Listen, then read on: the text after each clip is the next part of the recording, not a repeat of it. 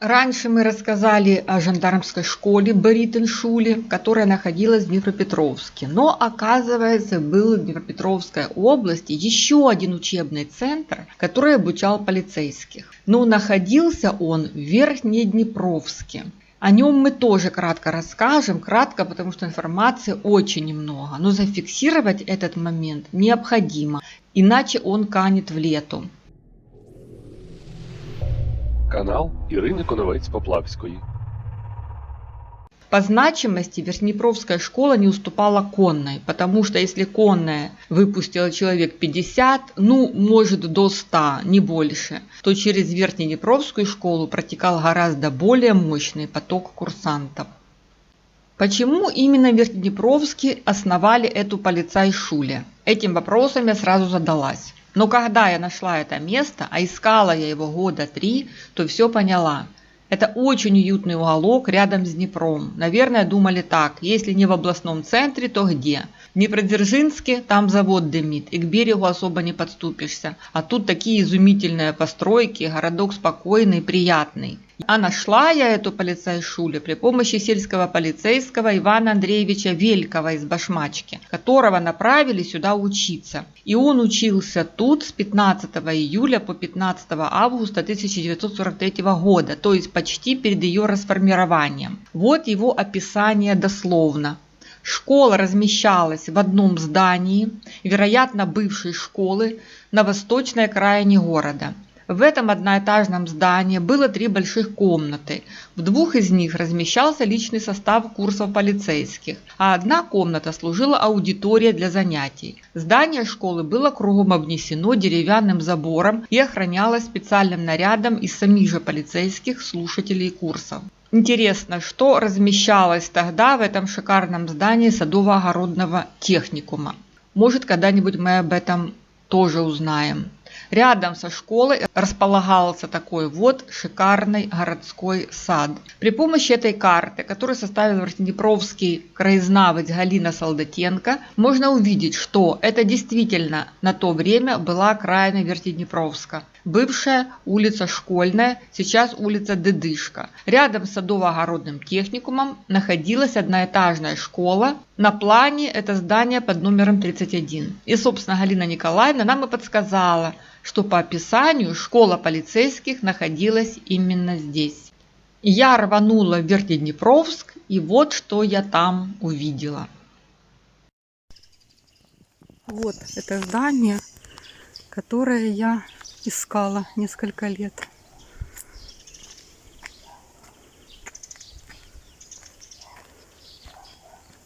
Вот здесь была школа полиции.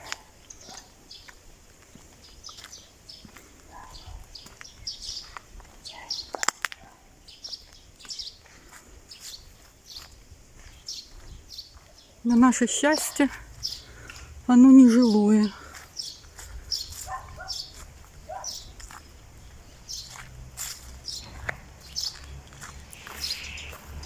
Мы можем зайти сюда.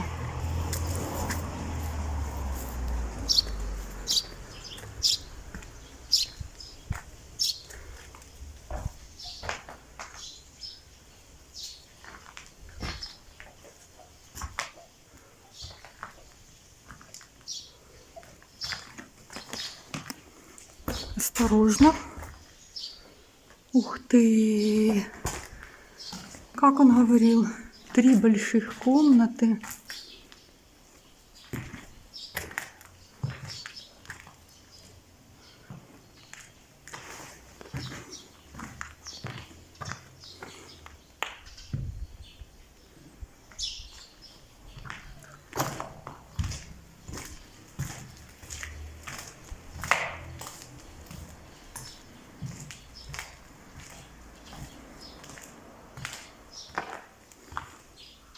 Другого более подходящего в этих местах нет.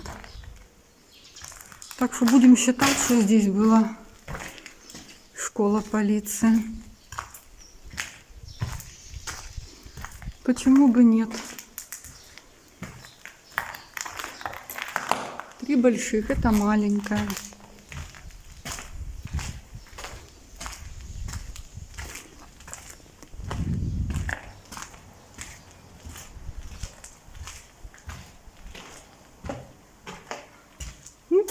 да, 3.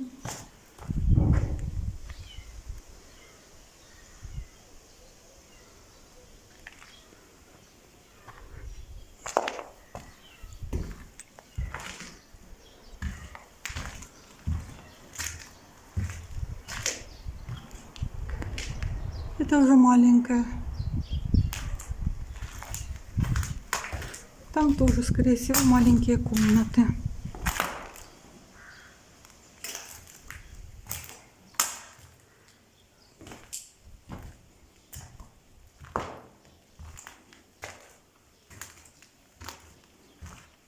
Можно только представить себе, как здесь проходили занятия. И, как я говорила, движуха была. Это тоже небольшая. Вот там как раз вот эти 3. Как он говорил, одна была аудитория, а в 2 они располагались, наверное, жили. Понятно, это здание я запечатлеваю, потому что оно аварийное. Никто его ремонтировать, как я понимаю, не будет. А хотелось бы. Такие здания исчезают.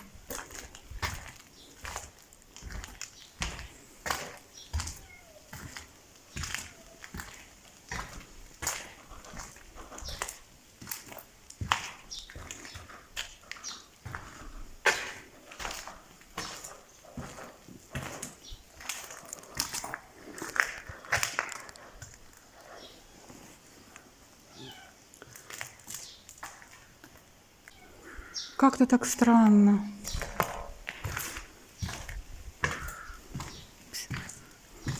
Люди ходили по этим коридорам.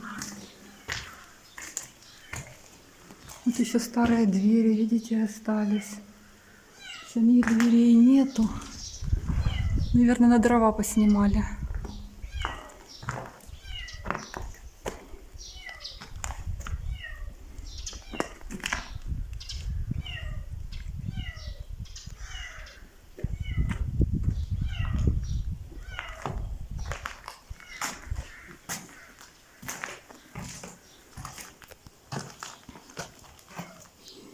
Так, осторожно.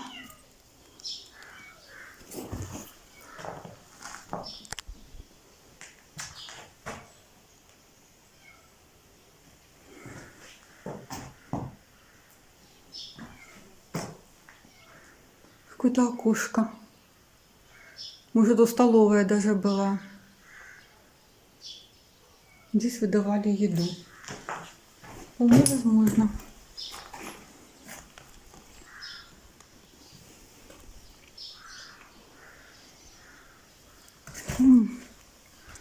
Сейчас я вам еще покажу.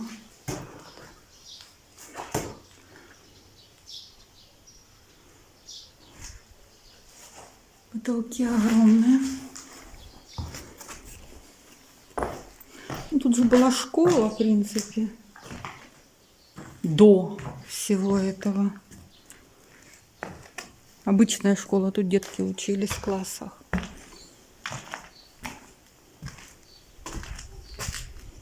Пропустила, наверное, дверей таки. Дверей не осталось.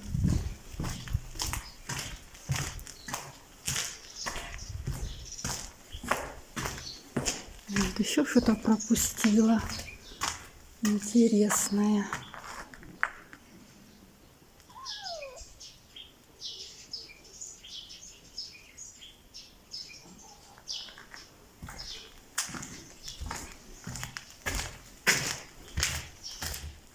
Нет, дверей нигде не осталось.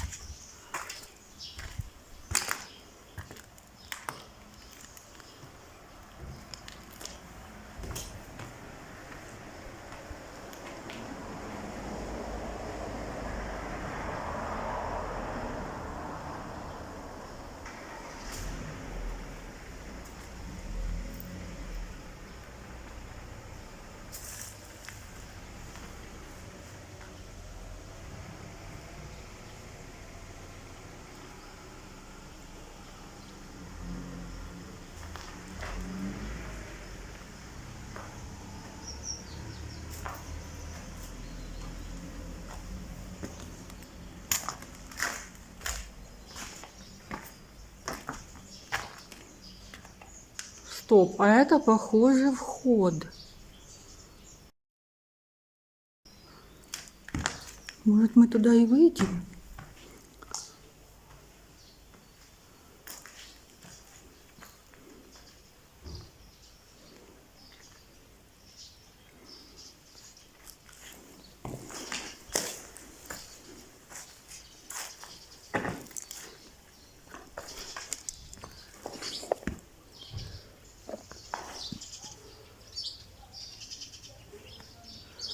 Да, это вход.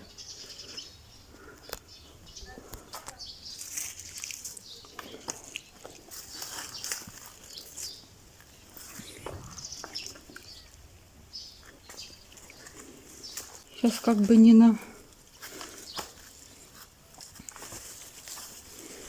Опа-на.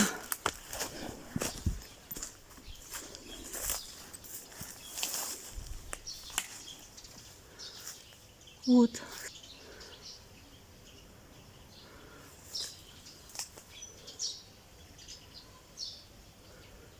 Там все узкие окна, а здесь, видите, такое широкое. Наверное, вход был с этой стороны. Так, как отсюда выбраться? Вот видите, какой у вас краезнавец. Вечно лазит по каким-то. Нет, чтоб снимать. Какие-то для вас. Ой, паук, гляньте. Видите, паучок. Я обычно их не трогаю. Отпустила его. Ну, извини, надо мне как-то отсюда выбираться. А он и кошка, которая мяукала. Ускакала.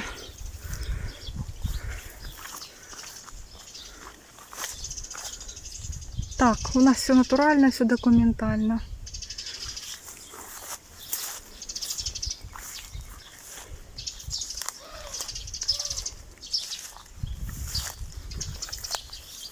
Да, и еще в последнее.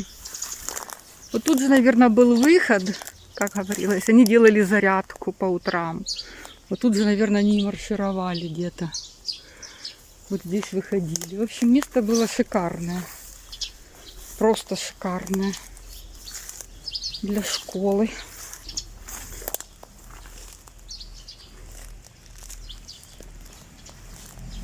Здесь все заросло, конечно.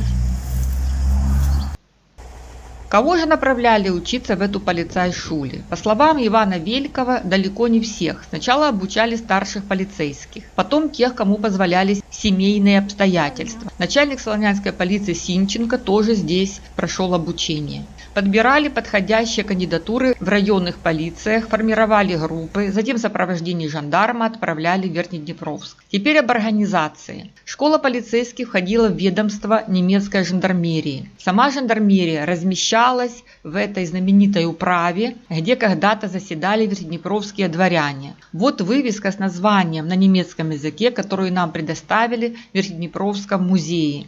Здесь написано «Районный комиссар Верхнеднепровского округа». Руководили школой 3 офицера жандармерии, начальник школы и 2 командира взводов. Готовили полицейских для работы на территории Днепропетровской области. Срок обучения от 1 до 3 месяцев. Занятия по 6-8 часов ежедневно. Много времени уделялось на занятия по изучению стрелкового оружия, в частности винтовок, правила и теории стрельбы. Затем по вопросам полицейской службы и дисциплины. Ежедневно по 2-4 часа проходили занятия по строевой подготовке. Какое-то время выделялось тактике, то есть вопросам действия в составе небольших отрядов или полицейских групп в боевых операциях против партизан, по приему захвата партизанских групп и одиночек в населенных пунктах и домах. Кроме этого, изучали знаки различия рядового и офицерского состава полиции, жандармерии и немецкой армии в целом. Каждое утро 20-30 минут утренняя зарядка, после завтрака по 4 часа плановых занятий, обычно по строевой и стрелковой подготовке, а после обеда 2-4 часа занятия по другим предметам. Доступ гражданских лиц без разрешения на то администрации школы не разрешался. В выходные и свободное время курсантам разрешалось посещение города. Нетрудно догадаться, что если летом, то они бежали на Днепр. Позагорать и поплавать было где. Или гуляли по парку. А если в город, не знаю, посещали ли они театр, но и там давали спектакли 2 раза в неделю. К сожалению, репертуар нам остался неизвестен. Но, скорее всего, курсанты шли в кинотеатр «Сатурн», как он назывался в период немецкой оккупации. Показывали в основном немецкие фильмы. Например, с 13 августа 1943-го «Милосердна брехня».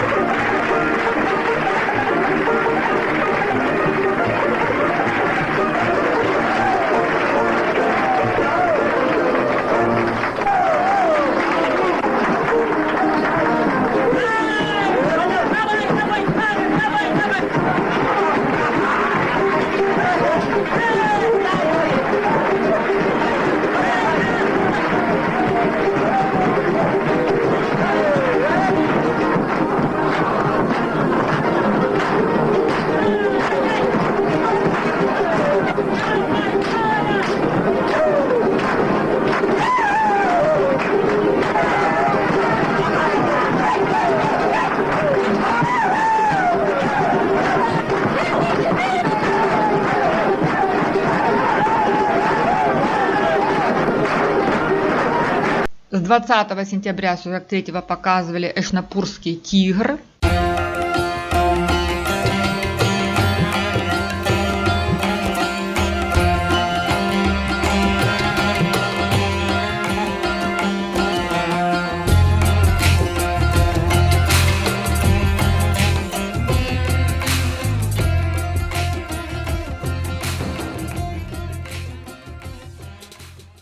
Но 15 октября уже началась Пятихатская операция, а через неделю в Верхнеднепровск вернулась советская власть. Канал Ірини Коновець-Поплавської. Как видим, здание бывшей полицейской школы в убитом состоянии, его судьба неизвестна, скорее всего оно не сохранится, настолько оно разрушено. Но пока что есть возможность, проходя мимо него, представлять, что здесь происходило 80 лет назад. Ведь Верхнеднепровск – это город особого исторического значения в Днепропетровской области, и мы еще сюда вернемся в наших будущих материалах.